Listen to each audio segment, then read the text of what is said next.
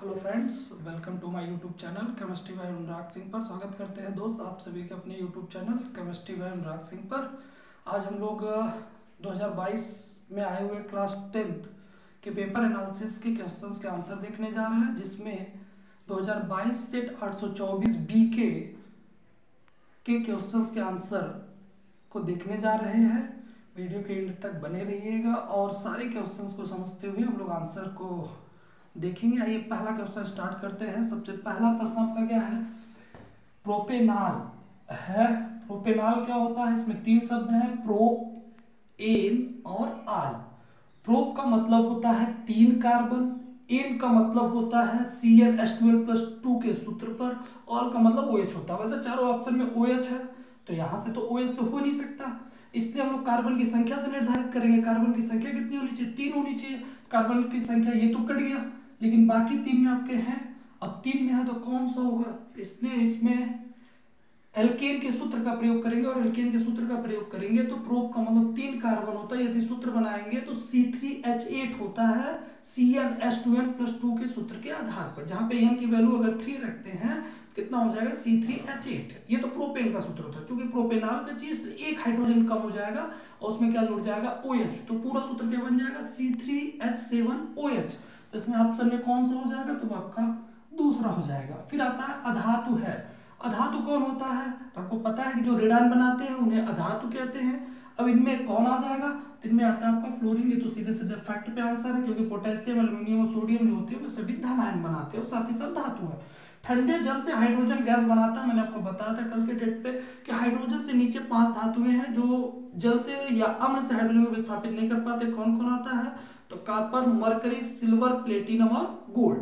Cu, Hg, Ag, Pt और Au, ये 5 आपके विस्थापित नहीं करते। तो इनमें देख सकते हैं कि कॉपर आ गया है, और कार्बन तो होता ही नहीं है, ये दोनों कट गए। बचा क्या है? लोहा और सोडियम, जिसमें विद्युत रासायनिक श्रेणी में जो सोडियम होता है वह आयरन अर्थात लोहा से ऊपर है, इसलिए इसमें कौन सा ऑप्शन हो जाएगा? तीसरा।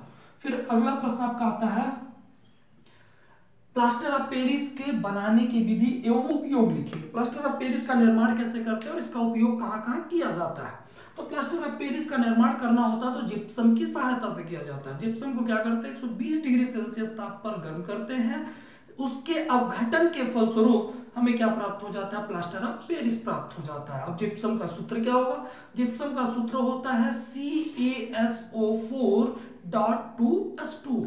इसको कितने डिग्री सेल्सियस पर गर्म करेंगे? 120 डिग्री सेल्सियस ताप पर गर्म करेंगे। क्या बन जाएगा? Plaster of Paris. Plaster of Paris का सूत्र क्या होगा? CaSO4.2H2O होता है। तो यहाँ पे आप देख सकते हैं कि लिखा गया जिप्सम को 120 डिग्री सेल्सियस ताप पर गर्म करते हैं तो प्लास्टर ऑफ पेरिस बनता है, जिसमें जिप्सम का सूत्र क्या होता है? CaSO4.2H2 होता है। 120 डिग्री सेल्सियस ताप पर गर्म करते हैं, क्या बन जाता है? CaSO4.12H2O plus 3/2H2O। जो आपका CaSO4.12H2O बनता है, इसका रासायनिक नाम क्या है? Calcium sulphate hemihydrate. अर्थात प्लास्टर ऑफ पेरिस का रासायनिक नाम होता है कैल्शियम सल्फेट हेमीहाइड्रेट, जिसका रासायनिक सूत्र क्या होता है? CaSO4.12H2O। ये भी आपको आगे सेट्स में क्वेश्चन मिल जाएंगे, तो उनके आंसर भी आप यहाँ पे देख लीजिएगा। अगला होता है इसका उपयोग कहाँ करते हैं? तो यहाँ पे जो प्लास्टर ऑफ पेरिस का उपयोग किया जाता है उसमें पहला होता है टूटी हड्डियों को जोड़ने में। अस्पताल में हम लोग क्या करते हैं? टूटी हड्डियों को जोड़ने के लिए जिस पदार्थ का उपयोग करते हैं उसे हम लोग क्या कहते हैं? प्लास्टर ऑफ पेरिस कहते हैं। फिर इसके बाद प्लास्टर ऑफ पेरिस का उपयोग किसमें किया जाता है? मूर्ति बनाने में किया जाता है, खिलौने बनाने में किया जाता है। तो ये हो गया प्लास्टर ऑफ पेरिस के उपयोग। इसके बाद आता है रेडॉक्स अभिक्रिया को उदाहरण द्वारा समझाइए, जिसमें आपको कल भी वीडियोस में रेडॉक्स अभिक्रिया को बताया गया था। फिर से आप आज आपको बता दे रहे हैं। पहले रेडॉक्स का मतलब होता है, रेडॉक्स जो होता है दो शब्द से मिलकर बना है, रेड और ऑक्स से, जहां पर रेड को क्या कहते हैं? रिडक्शन अर्थात हिंदी होता है अपचयन, और ऑक्स का मतलब होता है ऑक्सीडेशन, जिसे क्या कहते हैं? ऑक्सीकरण। तो इसका मतलब रिडक्स में दो आ रहे हैं, अपचयन और ऑक्सीकरण। मतलब जिस अभिक्रिया में ऑक्सीकरण और अपचयन दोनों अभिक्रियाएं होते हैं उसी को हम लोग क्या कहते हैं? रिडक्स अभिक्रिया कहते हैं। आप देख सकते हैं वह अभिक्रिया जिसमें ऑक्सीकरण व अपचयन दोनों अभिक्रियाएं होती हैं उसे हम लोग रिडक्स अभिक्रिया कहते हैं। यहाँ पे देख सकते हैं कि मैग्नीशियम की क्रिया ऑक्सीजन से कराई गई और क्या बन गया? मैग्नीशियम ऑक्साइड बन गया। ये कैसे? रेडॉक्स अभिक्रिया है। तो यहाँ पे देख सकते हैं कि मैग्नीशियम की ऑक्सीकरण संख्या 0 है और ऑक्सीजन की भी ऑक्सीकरण संख्या तो 0 है, जबकि Mg का +2 होता है और ऑक्सीजन का कितना हो जाता है -2 हो जाता है। तो यहाँ से आप देख सकते हैं मैग्नीशियम जो है वह +2 हो गया तो इसका ऑक्सीकरण हो गया, और ऑक्सीजन 0 से -2 हो गया तो इसका क्या हो गया, चयन हो गया। एक ही अभिक्रिया में दोनों चीजें हैं, इसलिए पूरी अभिक्रिया को क्या कहते हैं, रेडॉक्स अभिक्रिया कहते हैं। फिर इसके बाद आता है मेंडलीव का आवर्त नियम और आवर्त सारणी की 2 विशेषता लिखिए। तो मेंडलीव का आवर्त नियम कल भी आपको बताया गया था, आज पुनः फिर से वही क्वेश्चन आपका रिपीट हो रहा है और ये प्रश्न आपका संभावित है कि आएगा भी, जिसमें आपका मेंडलीव का आवर्त नियम क्या होता है, जिसमें कल आपको बताया गया था कि इस नियम की खोज 1869 ईस्वी में हुई थी, जिसमें मैंने गलती से 1863 लिख दिया था, तो उस पर ध्यान रखिएगा कि इस नियम की खोज 1869 ईस्वी में किसने किया था, मेंडलीव ने किया था। किस देश के ये थे निवासी, तो रूस के निवासी थे। इन्होंने किसके आधार पर अपना नियम दिया हुआ था, तत्वों के परमाणु द्रव्यमान के व्यवस्थित करने के आधार पर, इसी आधार पर इन्होंने अपना नियम दिया हुआ था। लेकिन हमें नियम से केवल मतलब है, तो नियम क्या कहता है कि तत्व के भौतिक एवं रासायनिक गुणधर्म परमाणु भार या परमाणु द्रव्यमानों के आवर्तीय फलन होते हैं। आप देख सकते हैं तत्वों के भौतिक एवं रासायनिक गुणधर्म परमाणु भार या द्रव्यमानों के आवर्तीय फलन होते हैं। अगला प्रश्न, इसी में 2 विशेषता बताइए। इसमें प्रश्न क्या बन सकता है, 2 विशेषता बताइए या विशेषता बताइए या फिर उपयोगिता बताइए या लाभ बताइए, फायदे बताइए। प्रश्न बस चेंज करेगा, उत्तर चेंज नहीं होगा। चाहे विशेषता पूछ ले, चाहे उपयोगिता पूछ ले, चाहे फायदा पूछ ले, चाहे लाभ पूछ ले, इन सब का मतलब एक ही होता है, जिसमें आपको पिछले में मैंने 4 बिंदुएं आपको बताया हुआ था विशेषता के तौर पर। यहाँ पे आपको बिंदुएं बदल दे रहे हैं, और वो बिंदुएं क्या है कि मेंडलीव ने अपने आवर्त सारणी का निर्माण कितने क्षैतिज पंक्ति और कितने ऊर्ध्वाधर कॉलम से किया था, जिसमें आपको मैंने कल ही बताया था क्षैतिज पंक्ति को आवर्त कहते हैं और ऊर्ध्वाधर कॉलम को क्या कहते हैं, वर्ग कहते हैं। ये भी प्रश्न आपका पूछा गया एग्जाम में। तो यहाँ पर है कि मेंडलीव की आवर्त सारणी की विशेषता क्या है, तो सबसे पहली विशेषता ये है कि मेंडलीव ने अपने आवर्त सारणी का निर्माण 12 क्षैतिज पंक्तियों से किया था और उन 12 क्षैतिज पंक्तियों को 7 श्रेणियों में विभाजित कर दिया, जहां श्रेणियों को क्या कहते हैं, आवर्त कहते हैं। इसलिए मेंडलीव की आवर्त सारणी में कुल आवर्तों की संख्या कितनी है, 7 होती है। आप देख सकते हैं इस आवर्त सारणी में तत्वों को परमाणु द्रव्यमान के बढ़ते हुए क्रम में रखा गया, जो चीज अभी मैंने बताया कि मेंडलीव की आवर्त सारणी का जो निर्माण किया गया था उसमें तत्वों को परमाणु द्रव्यमान के बढ़ते हुए क्रम में रखा गया है। दूसरा क्या होता है, इस आवर्त सारणी में 12 क्षैतिज पंक्तियां जिन्हें 7 श्रेणियों में विभाजित कर दिया गया है, जहां श्रेणियों को आवर्त कहते हैं, अतः इसमें कुल आवर्तों की संख्या कितनी हो जाती है, 7 हो जाती है। ये भी प्रश्न आया हुआ है कि मेंडलीव की आवर्त सारणी में कुल आवर्तों की संख्या कितनी होती है, तो याद रखिएगा कितने होते हैं, 7 होते हैं। इसके बाद आता है कि इस आवर्त सारणी में कुल ऊर्ध्वाधर कॉलमों की संख्या कितनी है या वर्ग या समूहों की संख्या कितनी है, तो याद रखिएगा कुल ऊर्ध्वाधर कॉलम वर्ग या समूह की संख्या कितनी होती है, 9 होती है। यहाँ पे देख भी सकते हैं इस आवर्त सारणी में 9 ऊर्ध्वाधर कॉलम है, जहां ऊर्ध्वाधर कॉलम को क्या कहते हैं, वर्ग या समूह कहते हैं। तथा इस आवर्त सारणी में कुल वर्गों की संख्या कितनी है, 9 है। साथ ही साथ इस आवर्त सारणी में कुल 69 तत्वों को रखा गया है। तो ये आपके हो गए आवर्त सारणी के विशेषता। अगला प्रश्न होता है कि कार्बन की सर्वोत्मुखी श्रृंखलाकरण की प्रकृति, कार्बन के सर्वोत्मुखी श्रृंखलाकरण की प्रकृति को स्पष्ट कीजिए। यह प्रश्न आपका होता है कि कार्बन की सर्वोत्मुखी प्रकृति को स्पष्ट कीजिए, कार्बन के श्रृंखलाकरण की प्रवृत्ति को स्पष्ट कीजिए, और इसके बाद साथ ही साथ इसमें क्या होता है कि कार्बन की संयोजकता कितनी होती है, इसी साल आया हुआ है, तो कार्बन की संयोजकता कितनी होती है, 4 होती है, ये याद रखिएगा। दूसरी चीज, कार्बन जो होता है सर्वोत्मुखी होता है या श्रृंखलाकरण की प्रवृत्ति सबसे अधिक रखता है, तो उसका जवाब लिखा गया है कि कार्बन सर्वोत्मुखी या श्रृंखलाकरण की प्रवृत्ति सबसे अधिक होती है, क्योंकि कार्बन के साथ या अन्य परमाणुओं के साथ क्या करता है, सहसंयोजी बंध बनाने की अद्वितीय क्षमता रखता है। जिनमें मैंने आपको बताया भी सर्वोत्मुखी या श्रृंखलाकरण की प्रवृत्ति कार्बन में क्यों अधिक होती है, क्योंकि कार्बन के साथ ही साथ अन्य परमाणुओं के साथ भी सहसंयोजी बंध बनाने की क्या रखता है, अद्वितीय क्षमता रखता है, अर्थात सबसे अधिक क्षमता रखता है। इसी कारण से कार्बनिक यौगिकों की खोज मिलियन तक हुई है, वो भी कई मिलियन में हो चुकी है। यही कारण है कि कार्बन जो होता है वो सर्वोत्मुखी होता है या श्रृंखलाकरण की प्रवृत्ति रखता है। इनमें जवाब में आपका लिखा गया कार्बन सर्वोत्मुखी श्रृंखलाकरण की प्रवृत्ति सबसे अधिक होती है, क्योंकि कार्बन व अन्य परमाणुओं के साथ सहसंयोजी बंध बनाने की अद्वितीय क्षमता रखता है। अगला प्रश्न आया हुआ, ये प्रश्न आपका संभावित 2023 के लिए इंपॉर्टेंट भी हो सकता है। निस्तापन और भर्जन में अंतर लिखिए। परिभाषा दोनों के एक ही है, बस एक शब्द का अंतर है। उपस्थित और अनुपस्थित। यदि अनुपस्थित शब्द का प्रयोग करते हैं तो प्रक्रिया पूरी निस्तापन की हो जाएगी, और यदि उपस्थित शब्द का प्रयोग करते हैं तो प्रक्रिया पूरी भर्जन की हो जाएगी। अब प्रश्न ये होगा किसकी उपस्थिति, किसकी अनुपस्थिति, तो वायु की। वायु की अनुपस्थिति में सांद्रित अयस्क को उसके गलनांक से कम ताप पर गर्म करने की प्रक्रिया को हम लोग क्या कहते हैं, निस्तापन कहते हैं। और इसमें इस विधि का उपयोग किसके लिए किया जाता है, केवल कार्बोनेट अयस्कों पर ही निस्तापन विधि का प्रयोग किया जाता है। जब इस विधि का प्रयोग करते हैं कौन सी अशुद्धि दूर होती है, ये भी ध्यान रखिएगा। तो कार्बन की अशुद्धि दूर होती है, किस रूप में, कार्बन डाइऑक्साइड के रूप में बाहर निकल जाती है। यही है निस्तापन की परिभाषा। यहाँ पर लिखा गया वायु के अनुपस्थिति में सांद्रित अयस्क को उसके गलनांक से कम ताप पर गर्म करने की क्रिया को क्या कहते हैं, निस्तापन कहते हैं। इस विधि का उपयोग कार्बोनेट अयस्क के लिए होता है, जिसमें कार्बन की अशुद्धि कार्बन डाइऑक्साइड के रूप में बाहर हो जाती है। सेम परिभाषा यही आपका अनुपस्थित के जगह पर उपस्थित कर देते हैं तो पूरी परिभाषा भर्जन हो जाती है। कार्बोनेट की जगह पे क्या कर देंगे, सल्फाइड कर देंगे, तो वह हो जाएगा भर्जन के लिए। परिभाषा देख सकते हैं, वायु के उपस्थिति में सांद्रित अयस्क को उसके गलनांक से कम ताप पर गर्म करने की क्रिया को क्या कहते हैं, भर्जन कहते हैं। और सांद्रित अयस्क को लेना है, वायु के उपस्थिति में रखना है और उसके गलनांक से कम ताप पर गर्म करना है। गर्म करने की जो क्रिया होगी उस क्रिया को हम लोग क्या कहते हैं, भर्जन कहते हैं। इस विधि का उपयोग किस अयस्क के लिए किया जाता है, तो सल्फाइड अयस्क के लिए किया जाता है। सल्फाइड अयस्क के सांद्रण के लिए किया जाता है। इसमें किसकी अशुद्धि किस रूप में बाहर होती है, तो याद रखिएगा सल्फर की अशुद्धि सल्फर डाइऑक्साइड के रूप में बाहर होती है। अगला प्रश्न आपका है टिप्पणी के रूप में जवाब लिखिए, जिसमें पूछता है कार्बनिक यौगिकों में ऑक्सीकरण अभिक्रिया।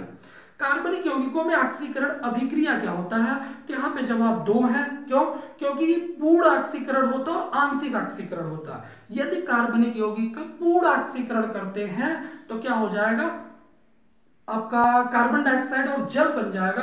और यदि आंशिक ऑक्सीकरण करते हैं तो बनने वाला जो उत्पाद होगा वो अभिकारक के प्रकृति पर निर्भर करेगा। अभिकारक की प्रकृति कहने का मतलब कौन सा कार्बनिक यौगिक लिया गया है। जैसा कार्बनिक यौगिक होगा उसके ऑक्सीकरण से उसी प्रकार का आपका क्या बन जाएगा, उत्पाद बन जाएगा। तो कार्बनिक यौगिकों के ऑक्सीकरण का मतलब होता है कार्बनिक यौगिकों का पूर्ण ऑक्सीकरण कराते हैं तो कार्बन डाइऑक्साइड और जल बनता है। एक प्रश्न और आता है दहन क्या होता है, तो याद रखिएगा कार्बनिक यौगिकों को वायु की उपस्थिति में गर्म करते हैं तो कार्बन डाइऑक्साइड और जल बनता है। यही क्या कहलाता है, दहन कहलाता है। इसी दहन शब्द को चेंज करके टॉपिक में पूछ लिया गया कि कार्बनिक यौगिकों का ऑक्सीकरण अभिक्रिया लिखिए, अर्थात कार्बनिक यौगिकों का पूर्ण ऑक्सीकरण कराते तो क्या बनता है और आंशिक ऑक्सीकरण कराते तो क्या बनता है। पूर्ण ऑक्सीकरण पे क्या बनेगा, याद रखिएगा कार्बन डाइऑक्साइड और जल। जितने कार्बन होंगे उस कार्बनिक यौगिक में उतना कार्बन डाइऑक्साइड होगा और इसके बाद जितना हाइड्रोजन होगा उसके हिसाब से आप H2O अणु एडजस्ट कर लेंगे। ठीक है, तो यहाँ पर आप देख लीजिए, मैं हट जाता हूँ, स्क्रीनशॉट लेना होगा स्क्रीनशॉट ले लीजिएगा। फिर अगले प्रश्न का जवाब अभी जस्ट आपको आगे वाले वीडियो अभी इसी में मिल जाएगा।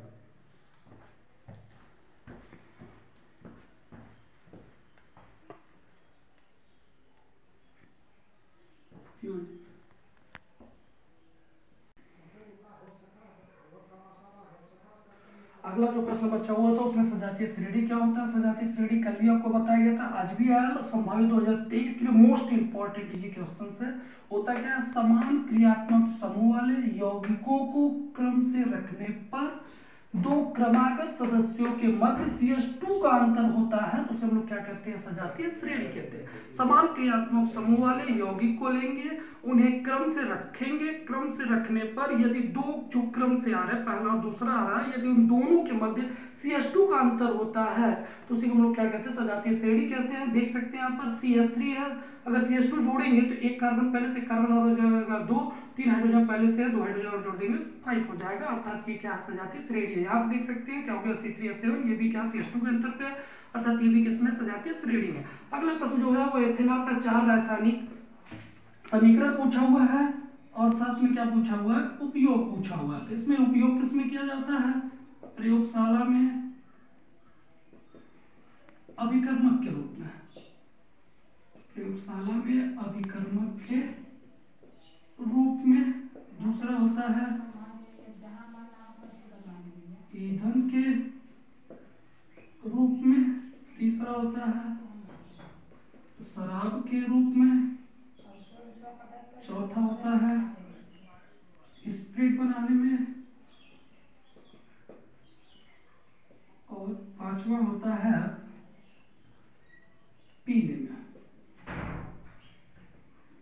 तो इसका उपयोग भी पूछा गया, 3 उपयोग पूछा गया, तो संभावित लिखे गए।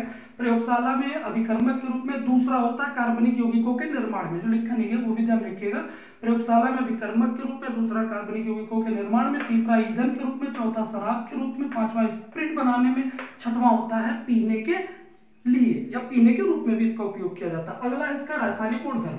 रासायनिक गुणधर्म में क्या होता है, जिसका रासायनिक गुणधर्म पूछेगा वो अभिकारक की तरफ होगा अर्थात तो बाई तरफ होगा, उसकी क्रिया किसी दूसरे के साथ कराएंगे, क्या उत्पाद बन रहा है, यही चीजें रासायनिक गुणधर्म में आपको लिखने होते हैं। तो यहाँ पे क्रिया किसके साथ हो रही है, सोडियम के साथ। यदि सोडियम के साथ क्रिया कराएंगे एथिल अल्कोहल का या एथेनॉल का, तो एथेनॉल का सूत्र क्या होता है, C2H5OH होता है। एथेनॉल की क्रिया सोडियम से कराएंगे तो होगा क्या, हाइड्रोजन को हटा के स्वयं उपस्थित हो जाएगा, अर्थात हो जाएगा C2H5ON प्लस क्या हो जाएगा, हाइड्रोजन। एथेनॉल की क्रिया सोडियम से कराते हैं तो सोडियम एथॉक्साइड बनता है, हाइड्रोजन गैस मुक्त होता है। अगला क्या है, एथेनॉल की क्रिया HCl से करा दीजिए। एथेनॉल की क्रिया HCl से कराते हैं, हाइड्रोक्लोरिक अम्ल से कराते हैं, क्या बन जाता है, एथिल क्लोराइड बन जाता है और जल बन जाता है। कैसे, यहाँ पर OH की जगह पर क्या आ जाएगा, Cl आ जाएगा और साथ में क्या आ जाएगा आपका H2O हो जाएगा। इसके बाद होता है एथिल अल्कोहल की क्रिया PCl3 से कराए। यदि एथिल अल्कोहल की क्रिया फास्फोरस ट्राइक्लोराइड से कराते हैं तब भी आपका क्या बनता है, एथिल क्लोराइड ही बनता है, अर्थात OH हटेगा और यहाँ क्या आ जाएगा Cl। कितने Cl है, 3, इसलिए इसके कितने अणु लेते हैं, 3 लेते हैं और तीनों OH हट जाएगा, 3 Cl यहाँ पर आ जाएंगे आपके, अर्थात यहाँ पे क्या बन जाएगा, C2H5Cl बन जाएगा। OH हटाएगा Cl आएगा, कितने आपके Cl आ रहे, 3 आ रहे, इसलिए इसकी अणु संख्या 3 कर दिया। बाद में क्या बन गया, POH का होल थ्राइस, क्योंकि OH कितने निकल रहे, 3 निकल रहे हैं। साथ में क्या अगला PCl5 के साथ क्रिया, एथेनॉल की क्रिया PCl5 के साथ कराते हैं तो उस समय क्या बनता है, यहाँ से OH हटेगा Cl आएगा, क्या बन जाएगा C2H5Cl, यहाँ OH हो गया, PCl4 हो गया, HCl के साथ क्रिया करेगा, HCl के रूप में बाहर हो जाएगा, बचा गया P, 3 Cl और ऑक्सीजन। तो फास्फोरस की संयोजकता 5 होती है, इसलिए ऑक्सीजन उसकी संयोजकता 2 पूरा करेगा, सूत्र क्या हो जाएगा, POCl3। इसका नाम होता है फास्फोरस ऑक्सी ट्राइक्लोराइड या फास्फोरिल क्लोराइड कहते हैं। इसका नाम एथिल क्लोराइड या क्लोरोएथेन होता है। इसमें 4 समीकरण हो गए, हर किसी के वाक्य हो गए। एथेनॉल की क्रिया सोडियम से कराते हैं, सोडियम एथॉक्साइड हाइड्रोजन गैस बनता है। एथेनॉल की क्रिया HCl से कराते हैं, एथिल क्लोराइड और जल बनता है। एथेनॉल की क्रिया फास्फोरस ट्राइक्लोराइड से कराते हैं तो एथिल क्लोराइड और आर्थोफास्फोरस अम्ल बनता है। एथेनॉल की क्रिया फास्फोरस पेंटाक्लोराइड से कराते हैं, एथिल क्लोराइड, हाइड्रोक्लोरिक अम्ल, फास्फोरस ऑक्सी ट्राइक्लोराइड बनता है। इसमें प्रश्न अगला पूछा गया है, साबुन और अपमार्जक का निर्मलन क्या होता है। इस पे आपका एक जनरली एक वीडियो के लिए बनाएंगे जिसमें आपको पूरी व्याख्या होगा।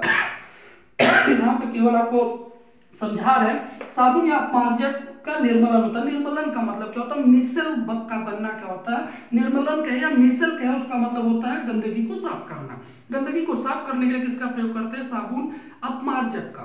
साबुन का प्रयोग करेंगे, अपमार्जक का। अपमार्जक को क्या कहते हैं, डिटर्जेंट कहते हैं। अब इसका जब प्रयोग करते हैं तो वो कैसे गंदगी को साफ करता है, यही चीज आपको व्याख्या के तौर पे लिखने हैं। तो चाहे साबुन होगा चाहे अपमार्जक होगा, उसमें 2 समूह पाए जाते हैं, एक ध्रुवीय समूह होता है, दूसरा क्या होता है, अध्रुवीय समूह होता है। जिसमें चाहे साबुन हो या अपमार्जक हो, उसमें जो आपका अध्रुवीय समूह होगा वह किसकी तरफ होगा, तेल, धूल के कण या गंदगी की तरफ होगा, और जो आपका ध्रुवीय समूह होगा वह किसकी तरफ होगा, जल की तरफ होगा। और जैसे ही साबुन के कण इनकी तरफ आकर्षित होंगे, तुरंत किसका निर्माण कर देंगे, मिसल का निर्माण कर देंगे। और मिसल का निर्माण करते ही आप जैसे ही पानी में उसको 2 या 3 बार खंगालेंगे, ये गंदगी जो होती है वह साफ हो जाती है। और इसी पूरी प्रक्रिया को क्या कहते हैं, साबुन या अपमार्जक का निर्मलन या मिसल का बनना। तो पूरा क्या हो जाएगा, साबुन या अपमार्जक को जब जल में घोलते हैं या जल में मिलाते हैं तो साबुन या अपमार्जक में उपस्थित अध्रुवीय समूह गंदगी, धूल के कण या तेल की तरफ हो जाते हैं, और जो आपका ध्रुवीय समूह होता है वह किसकी तरफ उपस्थित हो जाता है, जल की तरफ उपस्थित हो जाता है। तो जो अध्रुवीय समूह होता है वह इनके साथ मिसल का निर्माण कर लेता है, और जैसे मिसल का निर्माण करता है जल भी उपस्थित होता है, जल की सहायता से वह मिसल गंदगी जो होती है वह क्या हो जाती है, साफ हो जाती है। इसी पूरी प्रक्रिया को क्या कहते हैं, साबुन या अपमार्जक का निर्मलन या साबुन या अपमार्जक का मिसल का बनना। आज के सेशन के लिए इतना ही। अगर वीडियो आपको पसंद आए तो लाइक, सब्सक्राइब, शेयर करना ना भूलें, और वीडियो को एंड तक देखें ताकि आपको पूरी क्वेश्चन का आंसर आसानी से मिल सके और समझ आ सके। धन्यवाद।